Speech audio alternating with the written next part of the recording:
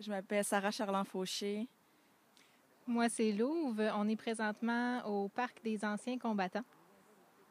Pour un rassemblement en fait en solidarité. Aujourd'hui, c'est le 11 janvier, donc c'est un rassemblement de solidarité à Rimouski, Québec, Montréal, sûrement ailleurs au Canada, pour être en solidarité avec le mouvement Idle No More, qui est un mouvement qui a parti au mois d'octobre des Autochtones à travers le Canada contre la loi Mammouth du gouvernement conservateur qui a beaucoup à voir avec le territoire des Autochtones, mais avec le territoire aussi de tout Québécois canadien, en fait, qui a enlevé toutes les protections sur nos rivières, nos lacs, entre autres choses.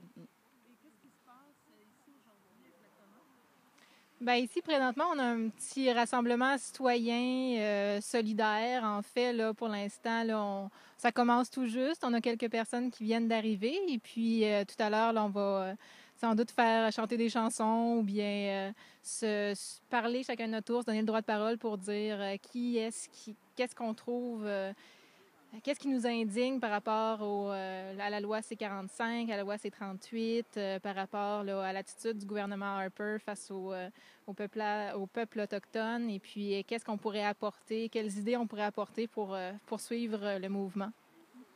Et donc, les gens peuvent se joindre à vous aujourd'hui. Qu'est-ce qu'ils peuvent apporter en particulier?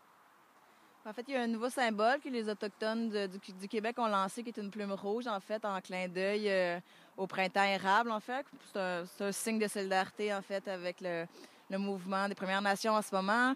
Les gens étaient invités à apporter des instruments de musique. On a fait aussi imprimer le manifeste, en fait, du mouvement, puis avec aussi un portrait un peu de la genèse du mouvement, de la signification, parce que c'est pas tous les gens qui ont suivi dans les médias, donc on va en distribuer aux gens qui passent là, sur la rue Saint-Germain. Le but, c'était vraiment d'attirer un peu l'attention là-dessus, parce que c'est pas tout le monde qui a porté attention. Teresa Spence a quand même fait une grève de la faim qui se poursuit encore jusqu'à aujourd'hui. Donc, c'est des choses qui nous ont touchés, qu'on avait envie de montrer qu'un peu partout, il y avait des gens qui se mobilisaient. Puis que c'était pas seulement la lutte des Autochtones, mais la lutte de tout le monde, en fait, que celle de défendre le territoire. Combien vous attendez de gens aujourd'hui? Bien, à la base, il y avait une quarantaine de personnes, 42, je pense, personnes qui avaient confirmé leur présence, une soixantaine de personnes qui avaient dit qu'elles allaient peut-être être là. Donc, je suppose qu'en tout, là, on peut peut-être attendre une soixantaine de personnes. Si tout va bien, peut-être qu'on peut même attendre une centaine. Le but, c'est pas tant d'être beaucoup que d'être tous ensemble, puis de penser en même temps, parce qu'à l'heure qui est présentement, bientôt va avoir lieu le rassemblement des Premières Nations avec le gouvernement Harper. Donc, essayer de penser fort fort pour qu'il y ait des bons résultats, en tout cas éventuels, là. Et puis, sinon, ben, si les gens peuvent venir aujourd'hui avec leur sourire, leur bonne humeur, c'est l'important. Leur tambour, leurs chansons, puis une belle pensée pour les peuples autochtones.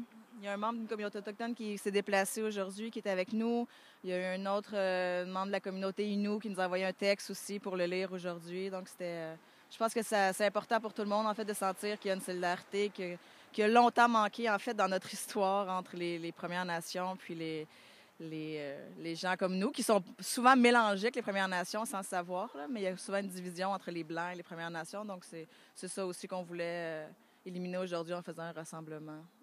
Oui, parce qu'on partage maintenant la même histoire. On n'a peut-être pas les mêmes racines fondamentales, mais maintenant, bon, qui a pas peut-être une arrière-grand-mère métisse, là, et puis on partage la même histoire, et puis je trouve ça dommage que les Amérindiens aient des conditions de vie dans les réserves des fois très déplorables, et puis qu'on a tendance justement à les oublier parce qu'ils sont dans un territoire éloigné, parce qu'ils se font pas beaucoup entendre parler, mais quand on va dans les réserves, c'est facile de voir comment les conditions de vie sont vraiment des fois proches du tiers-monde.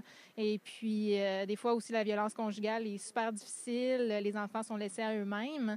C'est pas... puis, présentement, le gouvernement Harper coupe dans les subventions apportées pour les organismes qui vont les aider, parce que le but, c'est pas tant de les mettre dans des réserves et puis de vouloir les oublier, comme de leur donner des ressources, de l'éducation pour que, justement, les enfants, les femmes, les pères de famille puissent mieux se responsabiliser.